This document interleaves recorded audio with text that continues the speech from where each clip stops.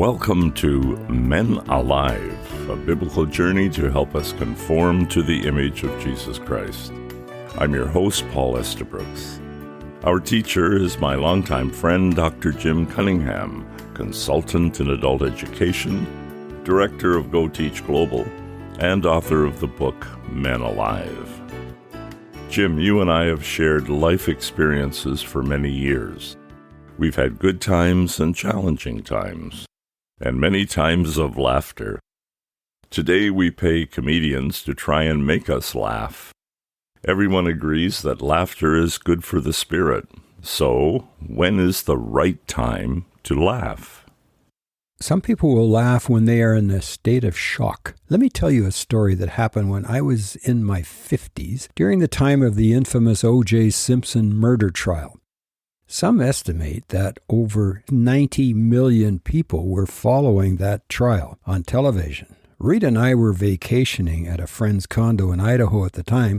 The resort had a golf course, so one warm afternoon while everybody appeared to be in watching the murder case on TV, we decided to go golfing.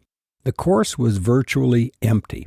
We putted along like the amateur golfers we are until we got to the second hole. I had previously golfed more than Rita, so I rather magnanimously offered to give her some suggestions. Wrong decision. I golf left-handed. Rita golfs right-handed. So try to visualize what's about to happen. I thought it would be kind of romantic to stand behind Rita, gently wrap my arms around her waist, hold her hands on the number 3 wood handle, show her how to raise the club backward over her right shoulder, knees bent, eyes on the ball, yada, yada, yada. I gave too many instructions all at once. With my arms still around her, I said, "Are you ready?" Silence. She was totally focused on hitting that little white ball. "Okay," I said, and I proceeded to step back from behind her. Not quick enough. As soon as I let go of her arms, the club went up, came down, whack, a perfect tee shot, full follow-through swing. Then, bam! Her club hit me full force on the left side of my head, on the frame of my glasses, 1 inch above my ear, and 1 inch from my left eye. As I dropped to the ground on my knees, I grabbed hold of the side of my head and a hard lump was forming. I heard Rita's nervous giggle of laughter. "I hit you," she said. "I could have killed you." Can you imagine the fun I had explaining to the doctor at the clinic? My wife hit me with a golf club. Fortunately, the titanium metal frame on my glasses absorbed the impact without a second murder trial needed. We know Rita has a good sense of appropriate humor. Sometimes laughter helps reduce the tension in an event. Agreed. Rita's laughter that day was a spontaneous nervous response to an unimaginable event. Fast forward 20 years. We were driving to celebrate my 70th birthday and we drove past a golf course. I said to Rita, "Hey, there's something we haven't done for a while, played golf together." Silence. We both had a flashback to Idaho, and Rita said, "Maybe that's why you made it to your 70th birthday." We both laughed. We're glad you're still here, Jim. Laughter is good for us. My father had a good sense of humor, even though he tended to be strict as a disciplinarian. He appreciated humorous events in life, and he would try and make a pun from everything you said, and then he'd laugh and laugh. At least he thought it was funny. Pablo, some men take life far too seriously. No humor at all. And others just ride along, always carefree and laugh off everything.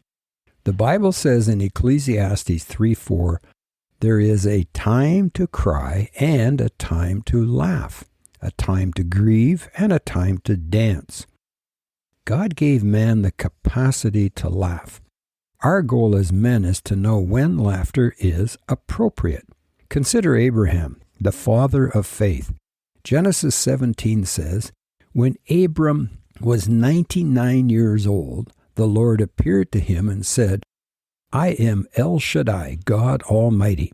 Serve me faithfully and live a blameless life. I will make a covenant with you by which I will guarantee to give you countless descendants."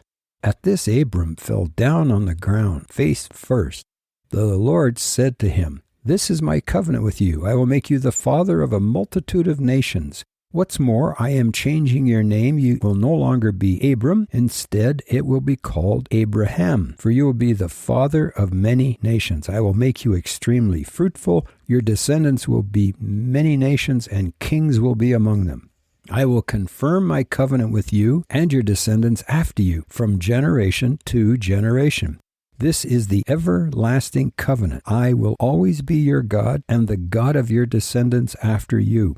And I will give you the entire land of Canaan, where you now live as a foreigner, to you and your descendants. It will be their possession forever, and I will be their God." Then God said to Abraham, "Your responsibility is to obey the terms of the covenant. You and all your descendants have this continual responsibility." Later, God said to Abraham, "And regarding Sarai, your wife, her name will no longer be Sarai. From now on, her name will be Sarah, and I will bless her and give you a son from her.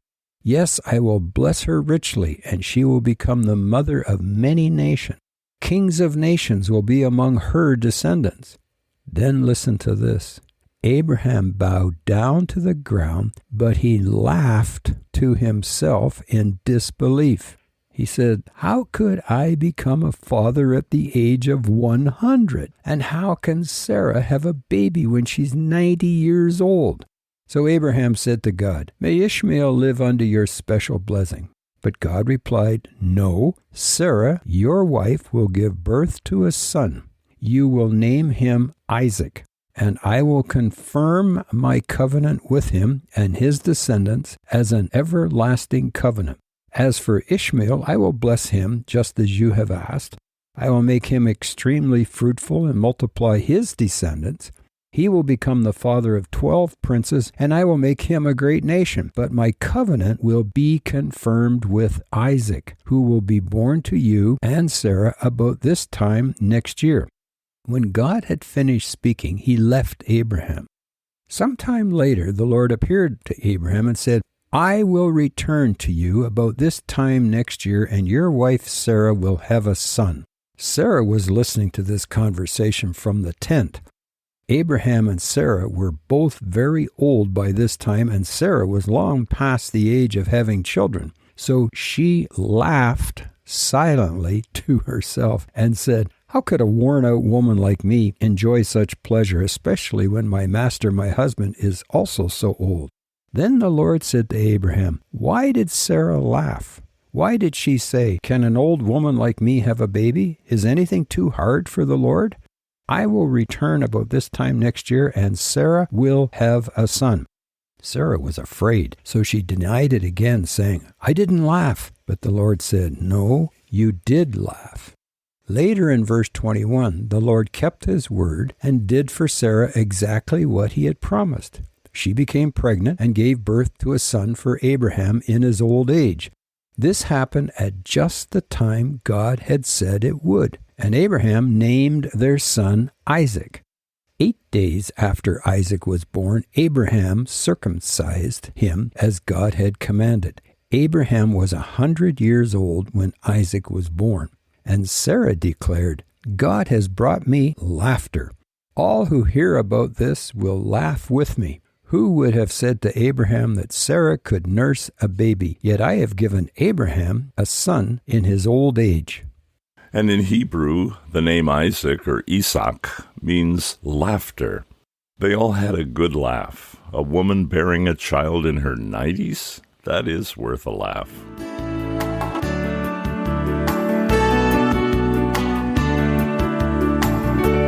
You are listening to Men Alive with Dr. Jim Cunningham. Contact him with your comments or questions at menaliveuntogod@gmail.com. For more Men Alive programs and information, go to our website at goteachglobal.com. That's goteachglobal.com. Time for a family story.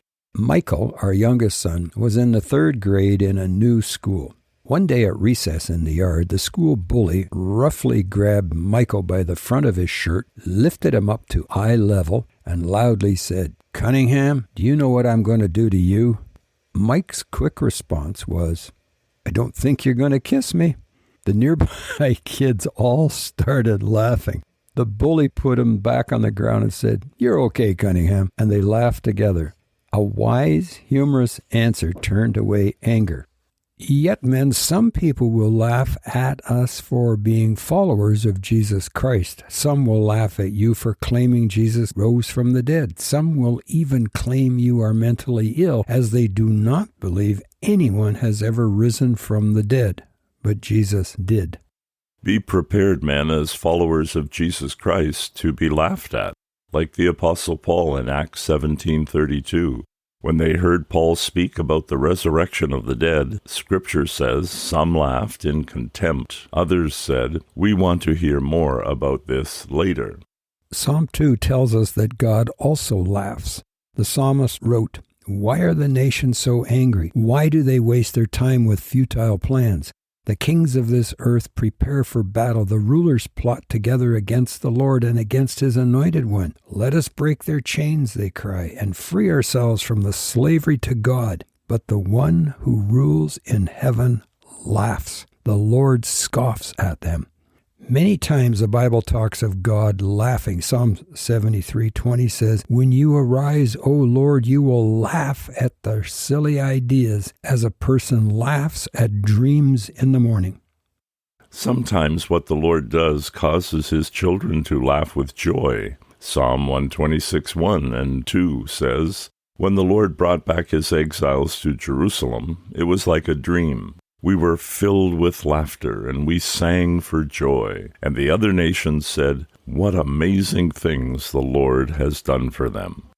Jesus discovered that people laughed when they mocked him or did not believe him. In Matthew 9:24, he came to heal a girl who had died. He said to the skeptics in the room, "Get out, the girl isn't dead, she's only asleep." Crowd laughed at him, but he made them all leave, and he took the girl's father and mother and the 3 disciples into the room where the girl was lying. Holding her hand, he said to her, "Talitha koum," which means, "Little girl, get up." And the girl, who was 12 years old, immediately stood up and walked around. They were overwhelmed and totally amazed. So, here we go, men. Bottom line, let's agree it is healthy and God-ordained to laugh. Researchers claim nothing works faster or more dependably to bring your mind and body back into balance than a good laugh. Children tend to laugh many times a day, yet we, as adults, laugh less. Proverbs 17:22 says, "A joyful heart is good medicine, but a crushed spirit dries up the bones." Good laughter is healing to the body. Let's agree to share humor and laughter that positively affects people. There you have it, men. Our goal is to be transformed to the image of Jesus Christ in our words, our character, and even our laughter. Contact us today at menaliveuntogod@gmail.com. That's menaliveuntogod@gmail.com. Men Alive is a production of the ministry Go Teach Global. We invite you to come visit us on our website at goteachglobal.com. There you will find background information about Dr. Jim, and the second page gives you an opportunity to listen to any or all of the many Men Alive recorded programs. Go to goteachglobal.com today. Until next time, I'm Paul Estabrooks on behalf of Dr. Jim Cunningham, encouraging you to become men alive, transformed into the image of Jesus Christ.